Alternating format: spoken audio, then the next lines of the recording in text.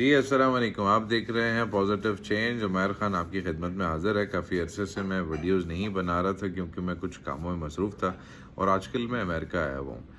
But ایک بہت recently ایک چیز میری نالج میں آئی تو میں نے کہا آپ لوگوں کے ساتھ شیئر کرتا ہوں، وہ یہ کہ اسٹریس جو ہے وہ ہیروئن کی طرح ایڈکٹیو ہے۔ جی ہاں، آپ نے بالکل صحیح سنا، اسٹریس ہیروئن کی طرح ایڈکٹیو ہے، کیونکہ جب آپ کی باڈی میں اسٹریس ہوتا ہے تو آپ کی باڈی میں ایک خاص قسم کا ہارمون ریلیز ہوتا ہے اور اس ہارمون کو کہتے ہیں کورٹیسول۔ آپ جا کے گوگل کریں اور یہ دیکھیں کہ گوگل آپ کو یہ بتائے گا کہ کورٹیسول از ویری ایڈکٹیو۔ تو جس طرح آپ کی باڈی کے اندر نیکوٹین یا سگریٹ کی طلب آپ کو ہوتی ہے، بالکل اسی طرح سٹریس ہارمون کورٹیسول کی آپ کی باڈی میں طلب ہوتی ہے۔ اگر آپ تھوڑا سا اسٹڈی کریں گے تو آپ کو پتہ چلے گا ہمارے جسم کے اندر دو سسٹم ہوتے ہیں، ایک ایڈرینل سسٹم ہوتا ہے اور ایک امیون سسٹم ہوتا ہے۔ جو امیون سسٹم ہوتا ہے وہ ہمارے جسم کو اندرونی بیماریوں سے، فار ایگزامپل اگر کوئی بیکٹیریا یا کوئی بھی چیز ہمارے جسم پہ حملہ آور ہے انٹرنلی تو ان سے فائٹ کرتا ہے، جبکہ ایڈرینل سسٹم جو ہوتا ہے وہ ہمیں ہمارے ارد گرد کے انوائرمنٹ کے اندر اگر کسی قسم کا کوئی خطرہ ہے تو اس کے بارے میں ہمیں بتاتا ہے۔ فار ایگزامپل اگر آپ کے گھر میں آگ لگ جائے تو آپ کی باڈی میں فوراً ایک ایڈرینل رش پیدا ہوتا ہے اور اس ایڈرینل رش کی وجہ سے آپ کی ہارٹ بیٹ تیز ہو جاتی ہے، آپ کی باڈی کے اندر بلڈ سرکولیشن بہت تیزی سے ہوتا ہے، جس کی وجہ سے آپ کے اندر ایک خاص قسم کی انرجی آتی ہے اور آپ بہت تیزی سے دوڑتے ہوئے بلڈنگ سے باہر نکل جاتے ہیں۔ لیکن یہ ایڈرینل رش ایک سرٹن ٹائم پیریڈ تک ہمارے لیے فائدہ مند ہوتا ہے، اگر یہی پرولونگ ہو جائے تو یہ ہمارے لیے بہت زیادہ نقصان دہ ہو سکتا ہے۔ تو ایڈرینل رش کی بات کرتے ہیں۔ ایڈرینل رش بیسکلی ہمارے جسم کے لیے بہت فائدہ مند ہوتا ہے اگر یہ شارٹ ٹرم پیریڈ کے لیے ہو، لیکن اگر یہ لانگ ٹرم پیریڈ میں ہمیں ہماری باڈی کے اندر کنٹینیوسلی ایڈرینل رش کریٹ ہو تو اس سے ہماری باڈی میں ایک خاص قسم کا ہارمون کریٹ ہوتا ہے جس کو کہتے ہیں کورٹیسول۔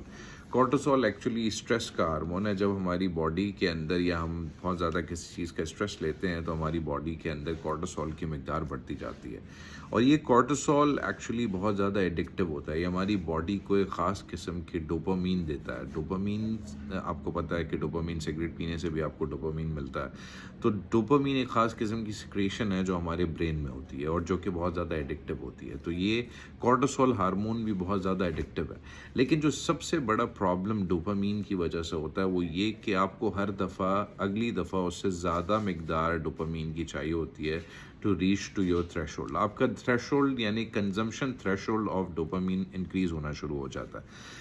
تو یہ بہت زیادہ نقصان دہ ہے اگر کوئی شخص بہت زیادہ اسٹریس کے اندر ہے، کیونکہ آج کل پاکستان کے جیسے حالات ہیں تقریباً ہر دوسرا بندہ ہی جو ہے وہ اسٹریس میں رہتا ہے اور ہم we are not designed to be in stress for this kind of period and for a longer period.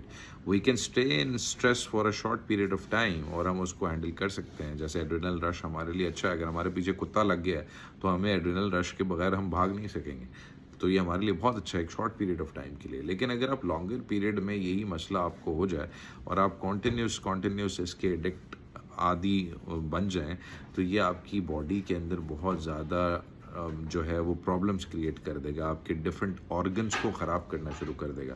For example آپ کو ٹیکیکارڈیا جیسے دل کی بیماری شروع ہو سکتی ہے، آپ کو باڈی کے اندر آپ کا معدہ خراب ہو سکتا ہے، بہت سارے پرابلم ہو سکتے ہیں۔ تو یہ ایک اویئرنیس میسیج ہے ان لوگوں کے لیے جو کہ اس کو ریئلائز نہیں کرتے اور اس کے پیشنٹ ہوتے ہیں۔ اور اگر آپ کسی کو کہیں گے کہ یار تمہیں اسٹریس کا پرابلم ہے یا تم اس کے لیے کوئی میڈیسن لے لو تو وہ یہ سمجھے گا کہ بھائی مجھے پاگل کہہ رہا ہے، لیکن ایسا نہیں ہوتا، آپ پاگل نہیں ہوتے ہیں۔